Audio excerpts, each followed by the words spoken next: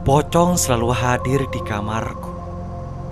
Aku tidak paham kenapa pocong begitu betah berada di kamarku berlama-lama. Dia akan keluar kamar kalau subuh menjelang. Tepatnya sebelum azan subuh berkumandang memanggil setiap orang yang terlelap. Aku masih ingat saat pertama kali si pocong mendatangi kamarku. Waktu itu usiaku masih 10 tahun. Entah karena aku pernah nonton seri pocong dari DVD yang dibeli bapak tiriku, atau karena melihat peti jenazah bapakku saat beliau disemayamkan di ruang tengah rumah kami. Semuanya serba kemungkinan, karena keadaan itulah yang kuingat. Si pocong mengendap-endap masuk ke rumahku. Aku pun heran lagi, kenapa si pocong mengendap-endap. Seharusnya kan dia melompat, karena kakinya masih ketutupan kain kafan yang diikat dengan selai kain putih. Pertama kali didatangi, aku begitu ketakutan hingga tak berani berteriak. Bukan tak berani, suaraku seperti tersekat di kerongkongan, tak mau keluar meski dipaksa. Keringat dingin pun membanjiri tubuhku hingga membasahi sprayku yang bergambar Spider-Man yang sedang mengeluarkan jaring laba-labanya. Aku tahu yang datang itu si pocong, karena ekor mataku sempat melirik ke arah pintu kamar yang membuka. Dia mengendap seperti takut jejak langkahnya terdengar. Kain yang menutupi tubuh si pocong sudah kelihatan kumal. Demikian bayangku. Walau tak begitu melihat karena tersamar oleh buramnya lampu kamarku. Cuma dari baunya yang apek yang membuatku membayangkan kalau kain yang dipakai si pocong itu sudah kumal. Kututupi wajahku dengan guling serapat mungkin dan berharap itu semua cuma mimpi buruk. Aku berusaha membayangkan hal-hal yang menyenangkan untuk menepis rasa takutku yang mendalam dan berharap pagi segera menjelang. Namun usahaku tak berhasil. Si pocong terus mendekati tubuhku yang terbaring. I'm gonna die, pikirku sambil menangis ketakutan. Suara tangisku pun nyaris tak terdengar.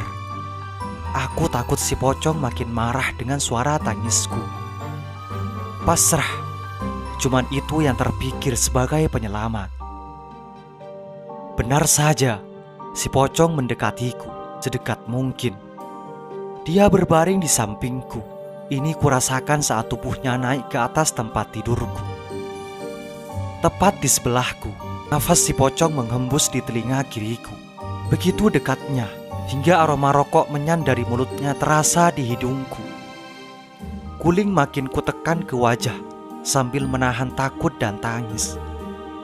Si pocong cuma mendesah menyebut namaku. Andi. Demikian berulang, menyebut namaku. Lidahnya pun kurasakan menjulur menjilat kuping kiriku, terasa hangat dan basah. Aku cuma diam ketakutan, hingga air kencingku keluar tanpa diperintah, membasahi tempat tidurku.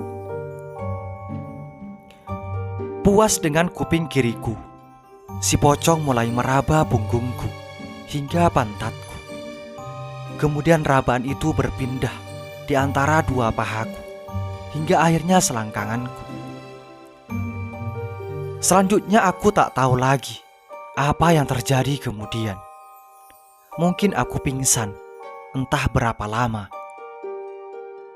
Pagi-pagi yang kurasakan cuman perih di sekitar saluran pembuanganku.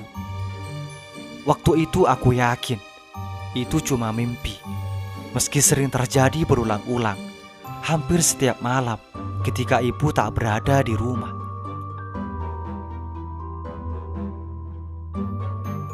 Paginya aku bercerita kepada bapak tiriku yang baik hati. Semua kuceritakan kepadanya, Kukatakan, ada pocong di kamarku. Bapak tiriku cuma tertawa mendengar kisahku ini. Dia cuma berkata menghibur, "Kamu pasti bermimpi. Mana ada pocong? Kamu sih terlalu banyak nonton film pocong." Aku cuma manggut-manggut, berusaha mempercayainya. Lalu aku pun bercerita pada Mang Dirman, supir keluargaku yang setia dan sedikit budek. Setengah teriak aku bercerita kepadanya. Mang Dirman pun sependapat dengan bapak tiriku. Demikian pula dengan si Iem, pembantu di rumah kami.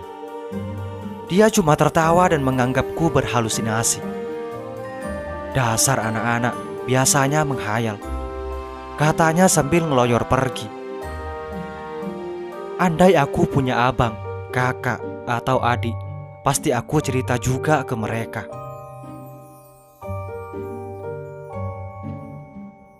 Saat ibu pulang dari seminar pun, aku cerita hal yang sama. Ibu cuma berkata, "Kamu pasti lupa berdoa saat mau tidur." Aku cuma menggelengkan kepala. Lagian, manalah si ibu mau percaya. Ibu selalu tak berada di rumah, sibuk seminar dan ngurusin bisnis MLM-nya. Demikian seterusnya. Kejadian itu kembali berulang, terus berulang, hingga usiaku menginjak 13 tahun.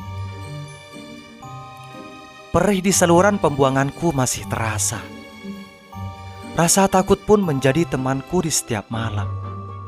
Tapi ini tak bisa berlangsung terus. Aku harus mengakhirinya. Si pocong harus diberi pelajaran.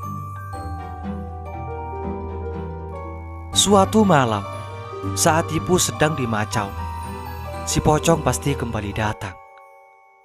Saat itu sudah aku persiapkan sebilah pisau yang kuambil dari dapur.